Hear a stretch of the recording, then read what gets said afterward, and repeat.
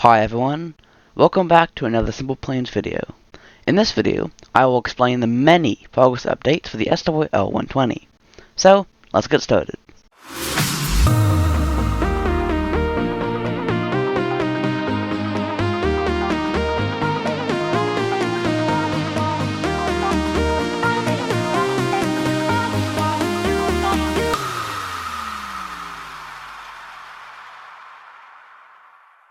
In the few months before the last main update, I basically did nothing, occasionally tweaking something or adding a module, but in the last month however, I've essentially just put production for the SWL-120 on overdrive. I just wanted to work on it.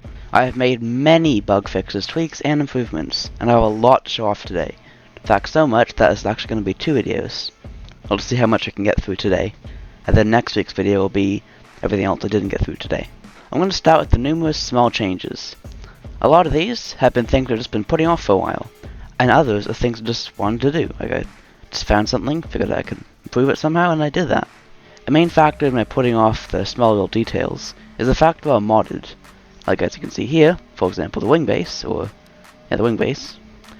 They're all one part. I do have the no mods version, but I still need to make the modded version reflect the no mods version. So everything I do in the no mods version, to get it to the mods version, I have to export it, I have to input it into Unity, I have to do some stuff in Unity, then I have to export that, import that to Blender, do some stuff in Blender, import something else in Blender, export that to Unity, do some other stuff.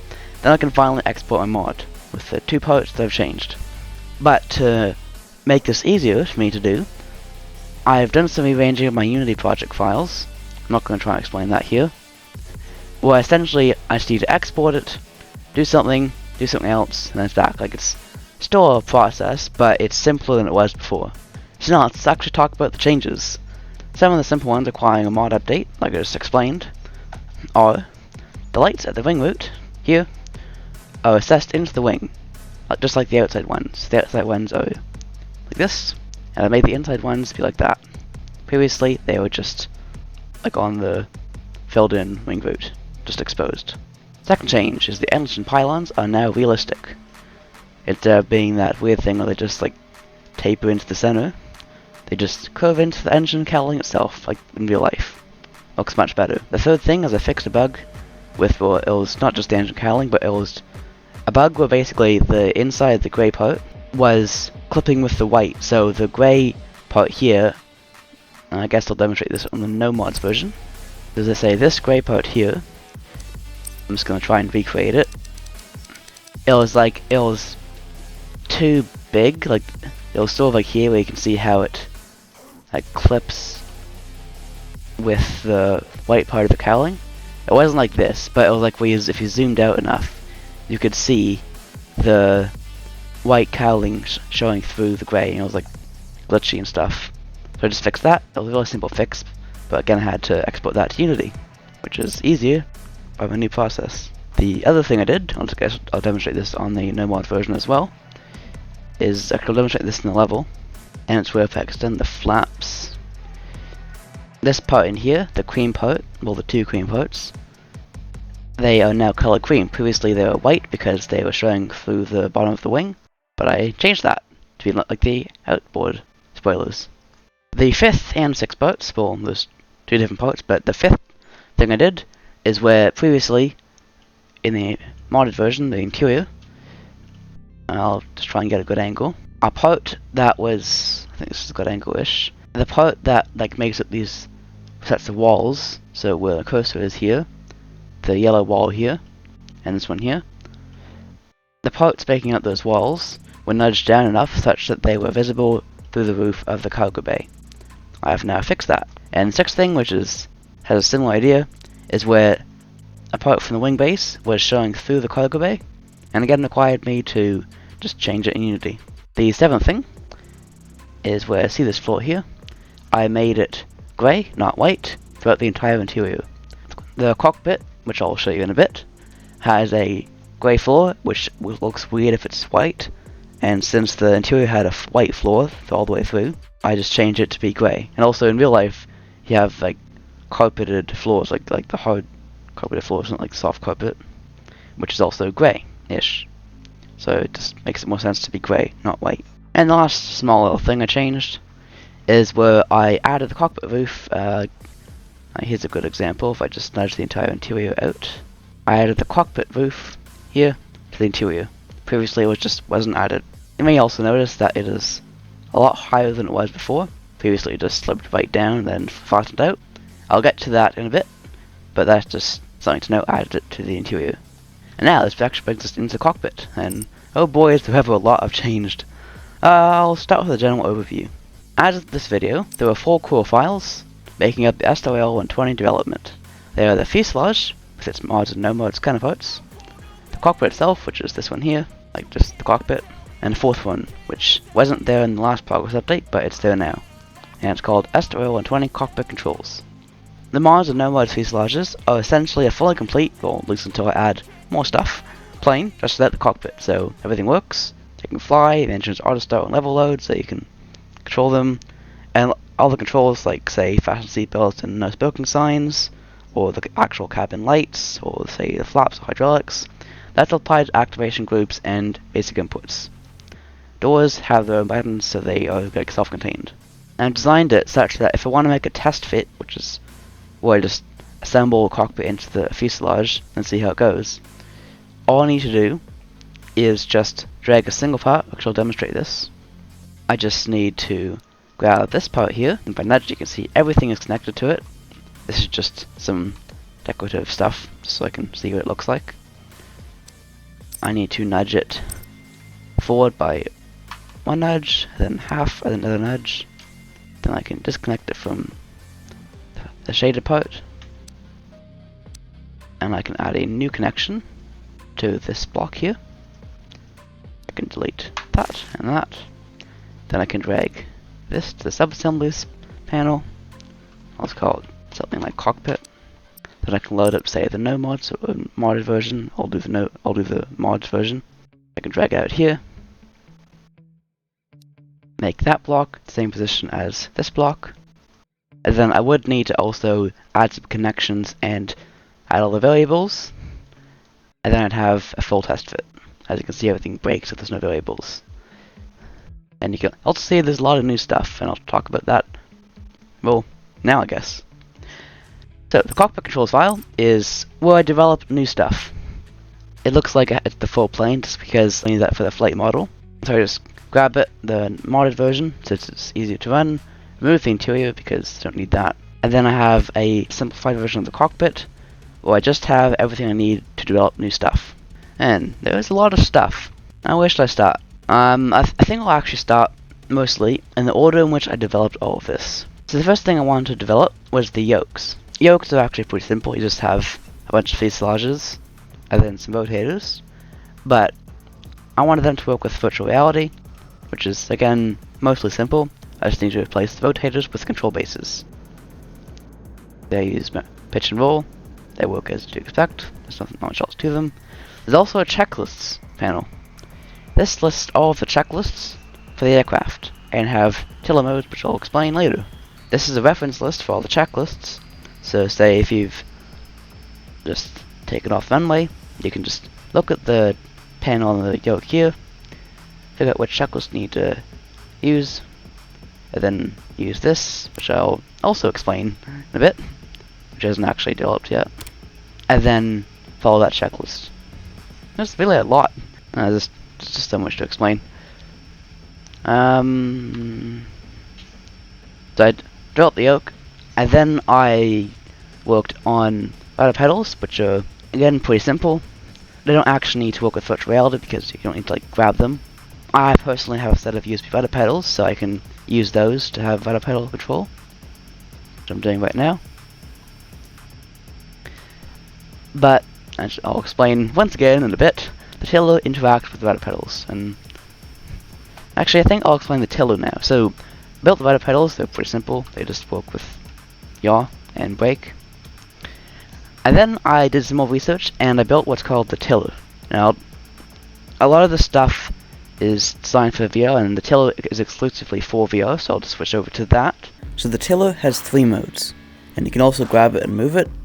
I tried to make this click and draggable in computer, but I'm not sure why it didn't work, but that doesn't really matter. The reason I have these three modes is so one aircraft version can cater to all different device types. So if you're playing virtual reality exclusively, then you could say use mode 1 or 3. If you're playing virtual reality and have a set of USB vital pedals like I do, then you can use mode 1. Or if you're playing a computer, then you can use mode 2. That doesn't really tell you much, so I'll just explain what all these modes do. I also added a park brake. It's pretty simple.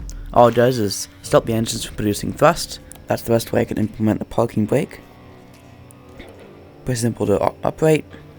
You just grab it, move it up and down, or if you're on a computer, you can just click and drag it. I'll just activate some screens.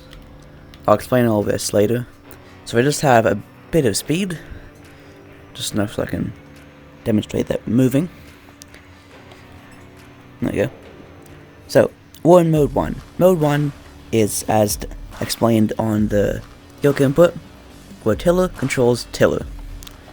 And also yaw controls yaw, they're separate. So yaw controls yaw controls, which is the rudder and some nose gear movement, and tiller controls full nose gear movement. Now what do I mean by that?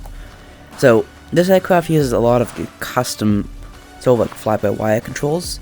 It's not like actual fly-by-wire. It's not actual fly-by-wire, but it might as well be because they use a lot of variables. So there's no yaw used in the rudder rotator. Like this rotator here uses a custom variable. Now, what happens if you use just the yaw input, on your outside of the plane at least, is everything works as if you're just using yaw for movement. So if I yaw right, rudder goes right, nose gear goes full right, and if I yaw left, nose gear goes full left, and the rudder goes full left. Now from inside the cockpit, then it's a whole different story. The rudder is always linked to the rudder pedals, or yaw, so the rudder is always just on rudder. That's that. The nose gear uses a combination of the tiller input and the rudder pedals to turn. Now mode 1 is like the one for ultimate realism, where you have a separate yaw and you have the tiller separate. Now in real life, the rudder, or the rudder pedals, can move the nose gear by I think 8 degrees. So I have full rudder pedal left, then I move a tiny bit to the left. Same for rudder pedal right,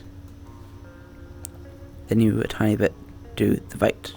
We'll just get back on the runway.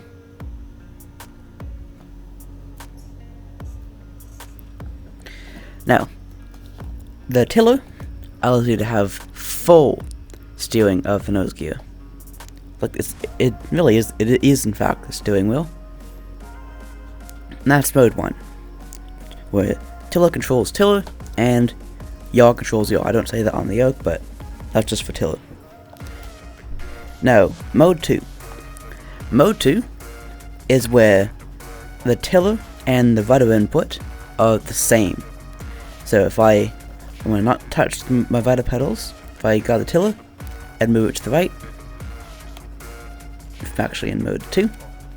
Oh yeah, and you can click in here to change the mode. Very simple. If I grab the tiller, you can see that it controls the rudder pedals, as explained on the yoke. And that's mode 2. Now also, I'm not going to touch the tiller now.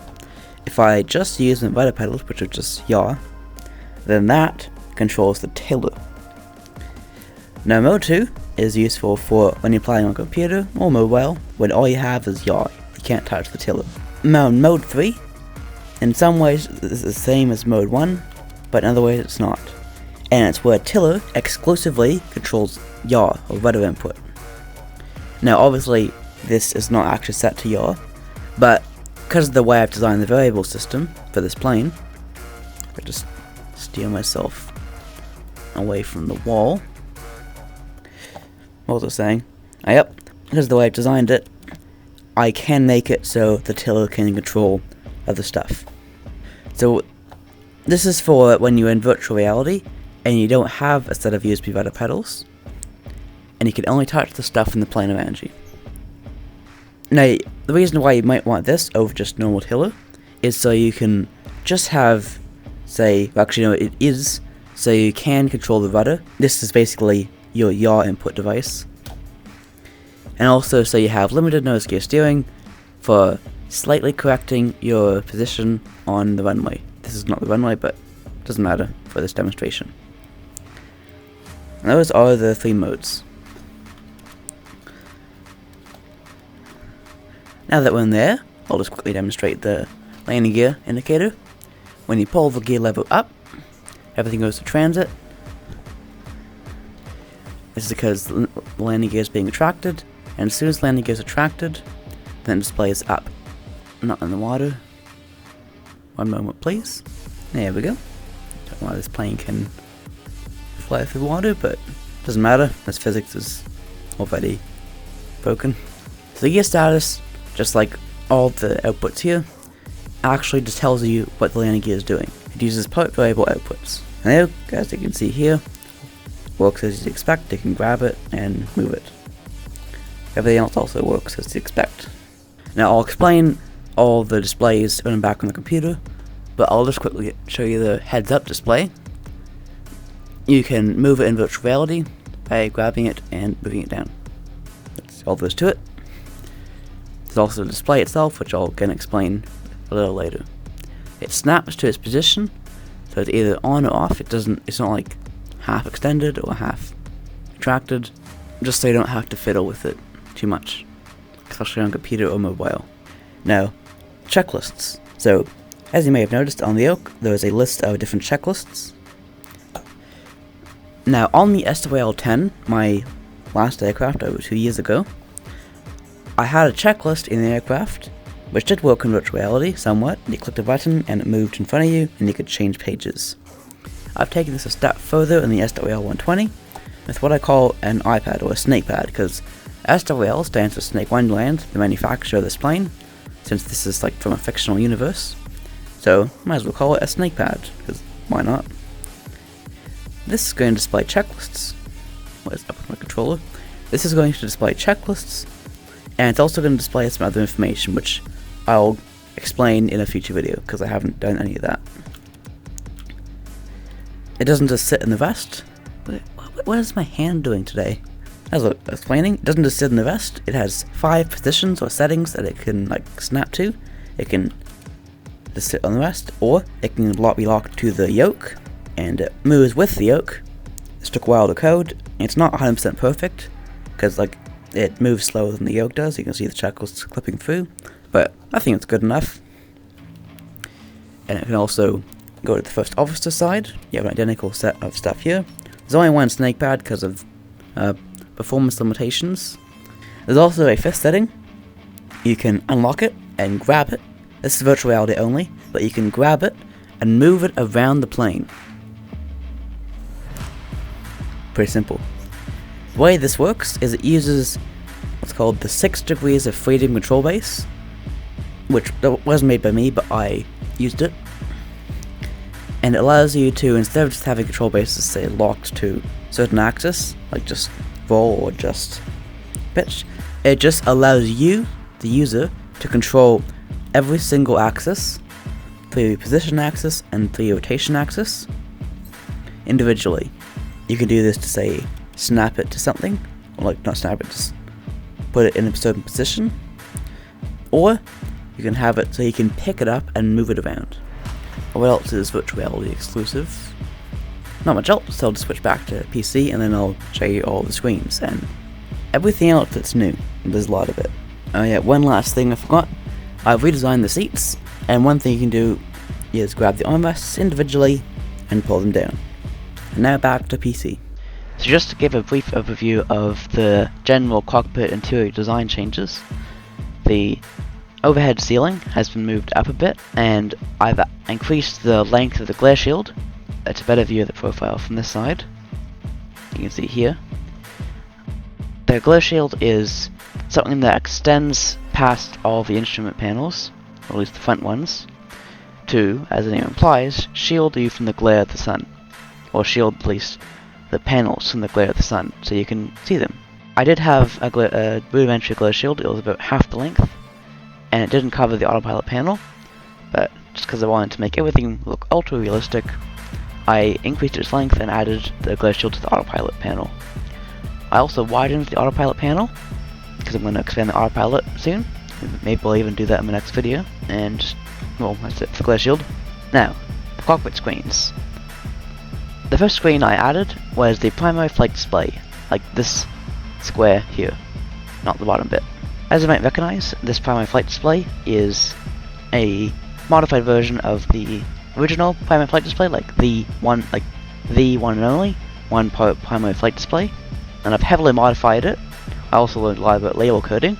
There's a lot of things have changed, and I've also improved some things, but the main things that I've changed are that indicators for speed and altitude are now black and now actually hide the text behind them. The other one did not do that. I have also changed the altitude readout to be in increments of 20, same with vertical speed, as well as making it so there's two different sizes, just like in real life. We have a larger size font for the thousands and smaller for the hundreds. I have added a bank angle indicator. I've added an angle of attack / angle of slip indicator. I've also added ILS beacons, and also, which on the autopilot, added target autopilot values, as well as indicators. It tells you target altitude, target speed, tells you what's enabled as well as heading for the bottom bit, and these arrows, I'll just increase the speed for now. The arrows will, actually I can do this altitude, if I set this to like 200. The arrows indicate where the target value is compared to what your value is. Pretty simple to explain, but it took a while to code, and that's actually it. Oh yeah, there's one last thing, it's not actually it. There's also a stall / overspeed indicator on the flight display, as well as the heads-up display. Now I'm just going to quickly explain the heads-up display. Now this is based off Planary Lab's one-part heads-up display. So I have the one-part heads-up display and the one-part primary flight display, or HD and PFD. This has similar functions to the primary flight display, just in a heads-up display form, so there's no background. It's all green as well. Just really pretty simple to explain it, but it just took me like many days to code. Now the stall warning appears in a large font and text, and appears when your speed is less than a certain number, or the angle of attack is greater than something. There it is, stall, and stall. The overspeed, which I'll also demonstrate if I don't crash, and that's actually it for the primary flight display.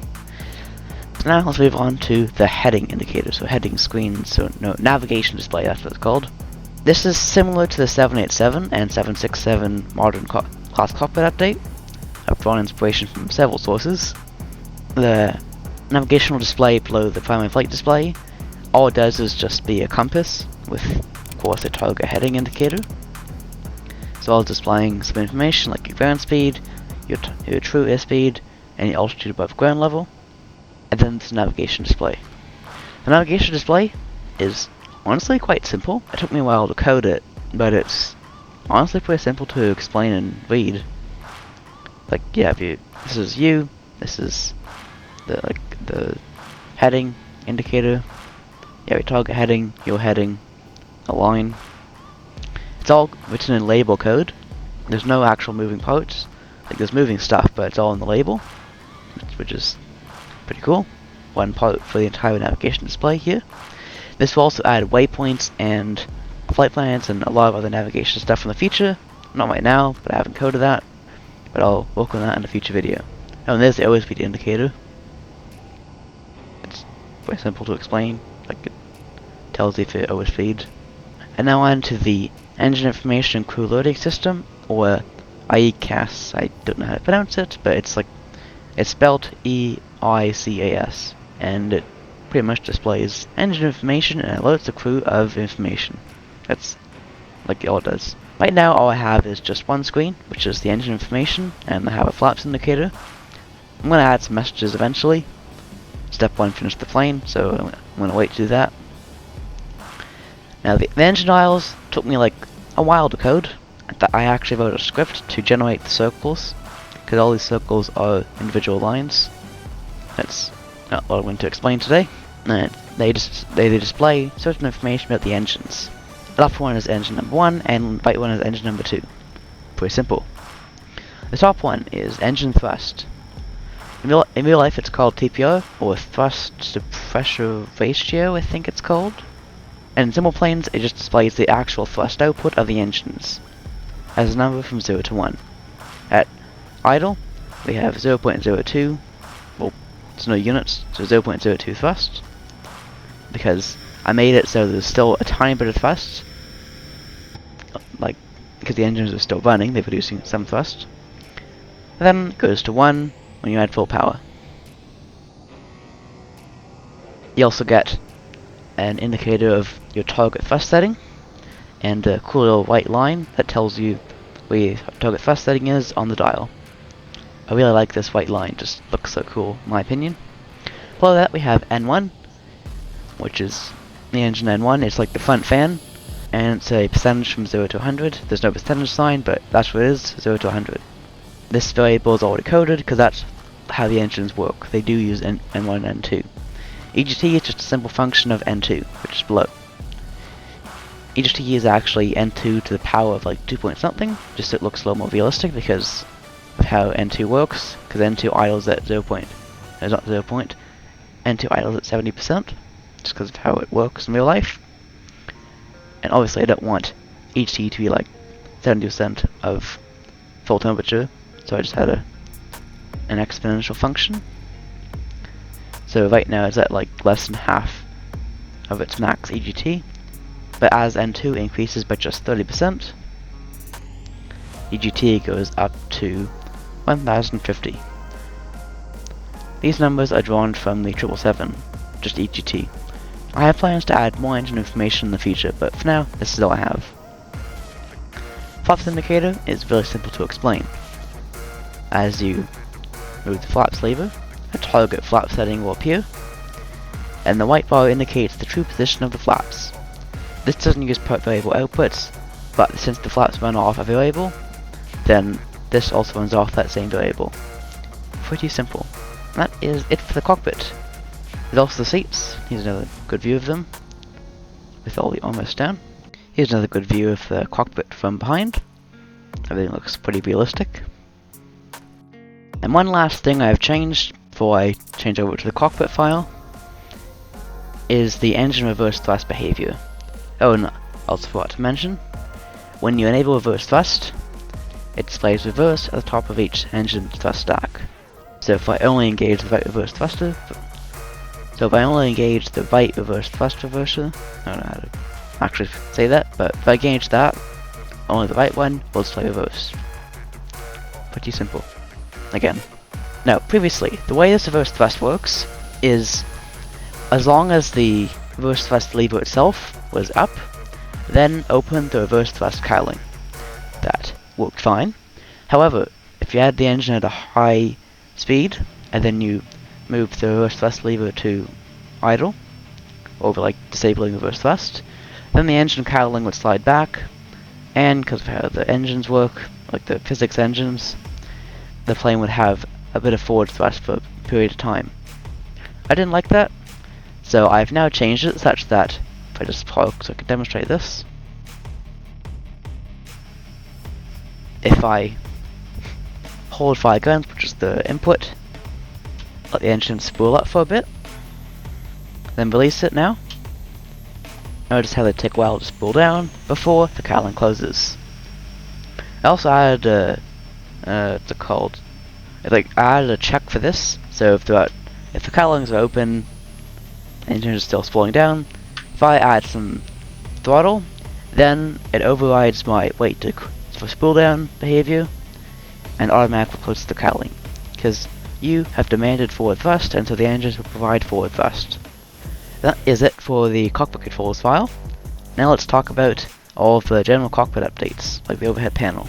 In the last Progess update, I showed off the overhead panel, and now it is basically completed. Like, it's not completed. I just wanted to add some more stuff, which I'll explain soon. but all the general modules here are completed with all the buttons, text, and other information. It's not all fully coded, but all the general inputs work. So if you click on this button, then it'll display on, but whatever this button actually does to the plane doesn't work yet. It's all the systems activators are working, but there's no systems yet, or at least for the ones that have added. These 3 sticks here are completely dummy buttons. They do not do anything whatsoever. They don't even do any variables. All they do is just push in when you activate them. That's all they do. You can click them, then you can push them in, then when you unpush them, then they'll come out. They don't do anything. Cargo fire, it'll display arm, and then active, but it doesn't do anything again. Packed oxygen, or passenger oxygen, does literally nothing. All you can do is open a safety cover and click a switch. The switch does nothing. Actually, it might draw some power from the electrical system, which is another new feature. Before I explain that, I'll just explain what else is new. I guess haven't explained this. I showed a teaser picture of this in my SWL-110 update forum, and this is the cabin module, just a bunch of stuff that will draw power, and this doesn't work. This doesn't, in terms of actually doing something in the cabin. All these don't work, but cabin lights do work. That controls the actual cabin lights. These things here are indicators from the switches that are on the center panel. These switches here. I'm actually going to leave the electrical system for my next video, since this video is getting a little long. What else is there? I'll explain the parking brake. It's very simple. And that's actually all there is to explain. So I'll leave all the back-end complex systems for my next video. Just to give you a quick teaser, this is going to be a fully functional electrical system with generators, ground power, and a Rambo turbine. And actual loads, there's going to be load shedding and a lot of other advanced stuff. There's also going to be a hydraulic system with on-demand pumps, sounds, maybe not in my next video, and pump loads. And that will be it for this video. In my next video, as I just said, I'll be showing you a lot of more advanced back-end systems, and I'll be doing something to the flight management computers to increase performance, because this plane has performance issues, which I'll explain in my next video. So I hope you enjoyed. Make sure to like, comment, and subscribe, and I will see you in my next video. Bye!